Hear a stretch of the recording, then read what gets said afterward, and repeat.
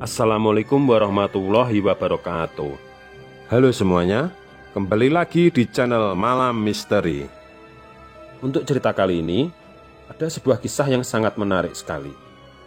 Sebuah cerita dengan judul Istri Durhaka, pelaku pesugihan tali pocong.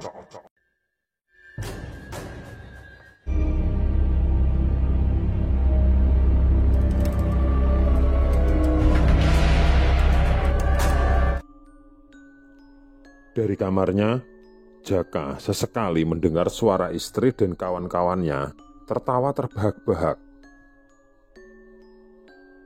Dan ternyata malam itu merupakan puncak rasa penasaran Jaka.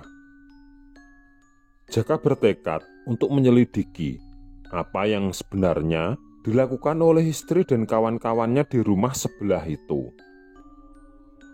Tepat jam 11 malam, Jaka sudah tidak mendengar lagi suara gelak tawa istri dan teman-temannya. Dengan mengendap-endap, dia berjalan menuju ke rumahnya yang sebelah. Dia mulai mengintip apa yang sebenarnya dilakukan oleh mereka. Setelah sampai di tempat, ternyata Jaka tidak bisa mengintip karena semua pintu tertutup rapat. Semua jendela tertutup rapat dan gorden pun juga ditutup. Bahkan lubang kunci pun disumpal dengan anak kunci dari dalam. Jaka benar-benar tidak bisa melihat apa yang terjadi di dalam. Tiba-tiba Jaka ingat kalau di bagian belakang ada toilet yang pintunya biasanya jarang tertutup. Lewat dari pintu toilet itu, dia pun masuk ke rumah dari belakang. Diam-diam Jaka mengintip apa sebenarnya yang dilakukan oleh istri dan kawan-kawannya. Dan betapa terkejutnya dia begitu melihat apa yang terjadi. Jaka melihat istrinya berbaring dan dikelilingi kawan-kawannya yang memakai jubah hitam dan kerudung hitam. Dan yang paling bikin Jaka bergidik ngeri, Jaka melihat istrinya berbaring dibalut kain kafan seperti pocong. Jaka hampir tidak percaya dengan apa yang dia lihat. Jaka pun langsung berlari keluar rumah, namun tiba-tiba dia menabrak sesosok tubuh.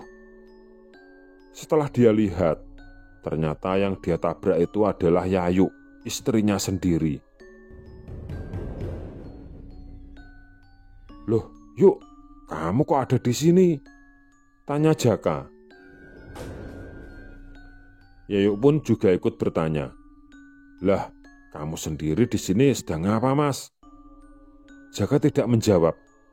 Dia tidak habis pikir, padahal dia benar-benar melihat istrinya tadi berada di dalam rumah. Tapi sekarang Yayu dalam sekejap sudah berada di luar rumah. Jaka pun berbalik menuju ke rumah sebelah dan melihat apa yang terjadi. Dan betapa terkejutnya dia. Istrinya yang tadi berbaring berbalut kain seperti pocong dan dikelilingi kawan-kawannya sekarang sudah tidak ada. Kemudian Yayu pun berkata, "Sudahlah Mas, sebaiknya kita masuk saja ke rumah." Akhirnya Jaka pun menurut. Begitu masuk di kamar, Jaka tetap tidak bisa tidur. Dia masih terbayang-bayang apa yang baru saja dia lihat. Dia tidak habis pikir, sebenarnya apa yang dilakukan istri dan teman-temannya itu. Keesokan paginya, Jaka berusaha menanyai istrinya dengan baik-baik. Intinya, Jaka ingin tahu apa yang dilakukan Yayu tadi malam. Namun ternyata Yayu sama sekali tidak menanggapinya. Justru dia malah pergi keluar rumah entah kemana. Ternyata Yayu pergi ke suatu tempat. Dia pergi ke sebuah komplek perumahan.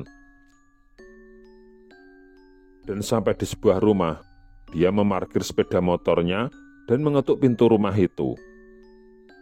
Begitu pintu rumah terbuka, Yayu pun langsung masuk ke dalam rumah tersebut. Dengan menghela napas panjang, Yayu menghempaskan tubuhnya di sofa. Sesekali tangannya memegangi jidatnya. Di depannya terlihat seorang pemuda tampan yang sedang duduk dengan wajah yang muram. Ternyata mereka berdua ini habis bertengkar. Sang pemuda ini bernama Burhan. Dan ternyata Burhan ini adalah pasangan selingkuhannya Yayu. Mereka habis bertengkar karena Burhan menuntut Yayu agar segera mau dinikahi, tidak peduli nikah resmi atau nikah siri. Namun ternyata Yayu tidak mempunyai keberanian akan hal itu. Dia pun meminta kepada Burhan agar diberikan waktu 1 bulan untuk memikirkannya. 1 bulan terlalu lama, Yuk. Aku tidak sabar menunggu, kata Burhan dengan bersungut-sungut. Aku beri waktu kamu 2 minggu, Yuk. Jika tidak ada kejelasan, kita putus saja. Mendengar hal itu, Yayu jadi bingung. Dia tidak ingin berpisah dengan Burhan. Tapi jika menuruti keinginannya, maka kemungkinan besar suaminya akan menceraikannya. Namun akhirnya Yayu menyanggupi kalau dalam waktu 2 minggu dia akan memberikan keputusan. Pada suatu sore, Jaka berusaha menanya istrinya dengan baik-baik. Intinya, Jaka ingin tahu apa yang dilakukan Yayu beberapa malam yang lalu. Namun ternyata Yayu sama sekali tidak menanggapinya. Justru dia malah pergi keluar rumah entah kemana. Ternyata Yayu pergi ke suatu tempat. Dia pergi ke sebuah komplek perumahan. Dan sampai di sebuah rumah, dia memarkir sepeda motornya dan mengetuk pintu rumah itu. Begitu pintu rumah terbuka, terlihat seorang pria yang tidak lain adalah Burhan yang langsung mempersilahkan Yayu untuk masuk ke dalam. Yayu pun langsung masuk ke dalam rumah tersebut. Yayu dan Burhan ini sebenarnya sudah lama menjalin hubungan. Bahkan sebelum Yayu menikah dengan Jaka, mereka sudah menjalin cinta. Namun hubungan mereka sempat terputus karena Yayu dijodohkan oleh orang tuanya dengan Jaka. Sebenarnya rumah tangga Yayu dan Jaka ini lumayan bahagia. Mereka dikaruniai seorang anak, dan Jaka ini dari segi wajah sebenarnya tidak kalah tampan dengan Burhan. Dan dari segi harta, jelas Jaka lebih kaya. Dia seorang pengusaha muda yang sukses. Sedangkan Burhan hanyalah seorang pengangguran. Namun sekali lagi, ternyata cinta bisa membuat seseorang menjadi bodoh dan kurang bersyukur. Di tengah kebahagiaannya bersama keluarga kecilnya, ternyata Yayu malah bermain api. Tanpa sengaja, dia bertemu Burhan di sebuah pusat perbelanjaan. Dari pertemuannya itu, cinta lama bersemi kembali, dan cinta benar-benar sudah membutakan mata hatinya. Yayu berniat meninggalkan Jaka agar bisa menikah dengan Burhan. Namun karena Burhan hanyalah seorang pengangguran, Yayu takut kalau dia akan mengalami kesulitan dalam perekonomian di pernikahannya dengan Burhan nanti. Akhirnya Yayu kembali menempuh jalan yang sangat bodoh. Yayu menempuh jalan sesat, sebuah ritual pesugihan tali pocong. Dia berharap jika ritual pesugihannya itu berhasil, maka dia akan mempunyai banyak harta dan bisa menikah dengan Burhan tanpa ada rasa takut akan mengalami kesulitan dalam perekonomian. Sampai suatu saat, ritual pesugihan tali pocong yang dijalani Yayu akhirnya membuahkan hasil. Yayu pun akhirnya bisa mendapatkan harta yang cukup banyak dari ritual pesugihannya itu. Dalam ritual pesugihan tali pocong ini, pelaku pesugihan harus menumbalkan pasangan hidupnya. Jika dia seorang pria, maka dia harus menjadikan istrinya sebagai tumbal. Dan jika dia seorang wanita, maka dia harus menjadikan suaminya sebagai tumbal. Dan kelihatannya Yayu akan menjadikan Jaka sebagai tumbal pesugihannya. Jaka, seorang pengusaha muda tampan yang sukses dan setia, akan ditumbalkan hanya demi mengejar Burhan yang hanyalah seorang pengangguran. Setelah merasa ritual pesugihan tali pocongnya berhasil, Yayu pun mendatangi Burhan dan menyatakan kalau dia bersedia menikah dengannya. Di pagi menjelang siang, Jaka keluar dari kantornya langsung menuju mobilnya untuk bersiap pulang pagi. Dalam perjalanan pulang, tiba-tiba ada sepasang laki-laki perempuan naik sepeda motor dan menyalip mobilnya. Sekilas, Jaka seperti mengenali perempuan yang dibonceng lelaki itu. Jaka pun langsung tancap gas mengejar sepasang lelaki dan perempuan yang berboncengan itu. Setelah mobilnya sejajar dengan sepeda motor pasangannya itu, sejenak Jaka memastikan siapa yang dibonceng. Dan betapa terkejutnya dia, ternyata perempuan yang dibonceng itu adalah istrinya Jaka sendiri. Dan lelaki yang memboncengnya itu pun Jaka sangat mengenalnya. Dia adalah Burhan, seorang pengangguran. Terlihat mereka berboncengan mesra. Tangan Yayu bergelayut mesra di pinggangnya Burhan. Darah Jaka langsung mendidih melihat pemandangan itu. Sampai di rumah, Jaka benar-benar tidak mau bicara dengan istrinya. Jaka langsung pergi ke dapur membuat kopi dan menenangkan diri. Jaka duduk di teras sambil menghisap rokok kreteknya. Belum lama dia bersantai, tiba-tiba dia mendengar HP-nya Yayu berdering. Sepertinya ada pesan masuk. Dengan mengendap-endap, Jaka mengintip dari jendela. Dia melihat Yayu seperti membalas sebuah pesan WhatsApp. Ketika istrinya sudah meletakkan HP-nya dan pergi ke kamar mandi, Jaka segera mengambil HP istrinya sebelum HP istrinya itu off. Karena jika sampai off, HP-nya akan terkunci. Begitu HP sudah di tangan, ternyata HP masih terbuka. Jaka pun langsung memeriksa semua pesan-pesan di semua aplikasi HP istrinya. Di sini Jaka benar-benar sangat tidak menyangka. Jaka benar-benar menemukan hal yang sangat menyakitkan. Terlihat jelas di situ istrinya sedang chattingan mesra dengan seorang pria yang bernama Burhan. Untuk kali ini Jaka benar-benar sudah tidak dapat menahan emosinya. Dia pun langsung berteriak memanggil Yayu. Dengan tergopoh-gopoh, Yayu pun langsung datang dan bertanya, "Ada apa sih mas kok teriak-teriak?" Jaka tidak menjawab. Dia hanya menunjukkan layar HP itu ke istrinya. Yayu pun langsung melihat HP-nya dan akhirnya dia menyadari kalau suaminya sudah mengetahui segalanya. Yayu hanya diam dan dia malah pergi ke kamar tidur dan mengunci pintunya. "Sebaiknya kamu pergi saja. Aku tidak sudi melihatmu. Aku benar-benar jijik melihatmu, Yuk." Yayu pun akhirnya terpancing emosinya. Dia pun menjawab, "Baiklah jika kau ingin aku pergi. Aku akan pergi saat ini juga." Kemudian Yayu pun pergi entah kemana.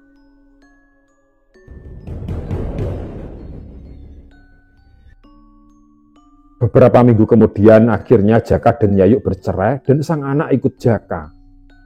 Tidak berapa lama kemudian Yayu pun menikah dengan selingkuhannya. Yayu menikah dengan Burhan. Dan setelah menikah dengan Burhan, Yayu baru tahu kalau ternyata dia sudah membuang emas dan justru memungut sampah. Burhan dan Jaka benar-benar seperti bumi dan langit. Selama menikah dengan Jaka, Yayu tidak pernah melihat Jaka berkata kasar padanya dan selalu menyayanginya. Sangat berbeda dengan Burhan, yang hampir setiap hari selalu marah-marah tidak jelas. Bahkan dalam hal sepele sekalipun bisa membuat mereka bertengkar. Burhan yang pengangguran itu kegiatannya hanya mabuk-mabukan, berjudi dan berfoya-foya di diskotik. Ada rasa penyesalan di hatinya Yayu. Namun penyesalan itu memang selalu datangnya terlambat. Dia sudah kehilangan suami yang sangat menyayanginya. Bahkan Yayu juga sudah berpisah dengan anaknya hanya demi mengejar seorang burhan yang tidak lebih dari sampah masyarakat. Pada suatu malam, Yayu bermimpi didatangi sesosok pocong. Setan pocong itu mengucapkan terima kasih kepada dirinya karena telah mempersembahkan seorang tumbal. Belum sempat Yayu menanggapi perkataan setan pocong itu, dia tiba-tiba terbangun dari tidurnya. Begitu terbangun, Yayu mendengar HP-nya berdering dan ternyata itu panggilan dari Burhan suaminya. Spontan Yayu pun langsung mengangkatnya. Namun setelah diangkat ternyata yang berbicara bukan Burhan. Yang berbicara ternyata seorang lelaki yang kelihatannya seorang polisi. Selamat malam. Apa benar saya bicara dengan Ibu Yayu? Iya Pak, ada apa Pak? Tanya Yayu agak keheranan. Begini Bu, ini saya sedang berada di sebuah TKP kecelakaan dan yang menjadi korban adalah seorang lelaki yang setelah saya geledah KTP-nya ternyata atas nama Pak Burhan. Dan setelah saya teliti HP-nya, kemungkinan besar ibu ini apa istrinya Pak Burhan. Yayu sangat terkejut mendengar telepon itu. Dia pun dengan tergopoh-gopoh langsung menjawab. Iya Pak, saya memang istrinya Pak Burhan. Bagaimana nasib suami saya Pak? Mohon maaf Bu, saya ikut prihatin karena Pak Burhan sudah meninggal dunia di tempat. Mendengar hal itu, Yayu langsung terperanjat. Dia pun langsung bergerak menuju TKP. Sampai di TKP, Yayu langsung menghampiri jenazah suaminya. Namun ada sesuatu yang cukup menarik perhatiannya. Di leher Burhan, Yayu melihat seutas tali yang sangat dikenalnya. Setelah dia dekati dan dia pegang, ternyata itu adalah tali pocong yang selama ini dia jadikan ritual. Akhirnya Yayu paham dan mengerti. Ternyata Burhan telah menjadi tumbal pesugihan tali pocong. Pada awalnya sebenarnya Yayu ingin menjadikan Jaka sebagai tumbal. Namun karena Jaka sudah menceraikannya dan dia menikah dengan Burhan, otomatis sasaran tumbal langsung mengarah ke Burhan.